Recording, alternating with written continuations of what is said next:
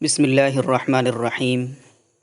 اگر دیکھا جائے اور غور کیا جائے تو معلوم ہوگا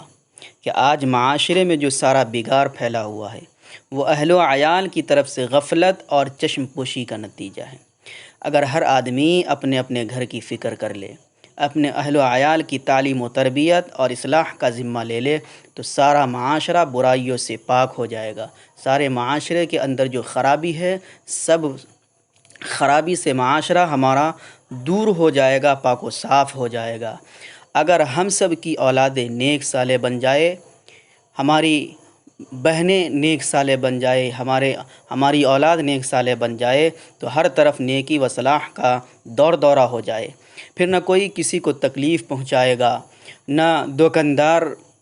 دکانداری میں کم تولے گا، نہ تاجر ڈنڈی مارے گا، نہ کسی کا حق کوئی شخص دبائے گا۔ غرض کہ ہر پورے معاشرے کے اندر نیکیاں ہی نیکی پائی جائے گی، لوگ اچھائی کی طرف مائل ہوں گے تو خود بخود ہمارا معاشرہ برائی سے پاک ہو جائے گا۔ اس لیے ہر مسلمان کو اس کا حق پہچاننے کی ضرورت ہے کہ سب سے پہلا حق اپنے اولاد کی تعلیم و تربیت اور اہل و عیال کو جہنم کی آگ سے بچانے کی فکر ہر مسلمان کے اوپر لازم ہے۔ جس طریقے سے ہم اپنے اہل و عیال کو گرمی سردی سے بچاتے ہیں، اس کے رہنے سہنے کے لیے مکان بناتے ہیں، اس کے پہننے کے لیے کپڑے وغیرہ بنواتے ہیں، اگر وہ بیمار پڑ جائے تو اس کے لیے علاج و معالجہ دوا وغیرہ کا انتظام کرتے ہیں، ڈاکٹر کو بلاتے ہیں، اسی طریقے سے جب ہم دنیاوی زندگی کے اندر اپنی اولاد کو کھلانے سے لے کر کے پلانے تک، علاج و معالجہ تک انتظام کرتے ہیں، اسی طریقے سے ہمارے اوپر یہ بھی ذمہ داری ہے کہ ہم اپنی اولاد کو جہنم کی آگ سے بچائیں، جہنم کی آگ سے بچائیں۔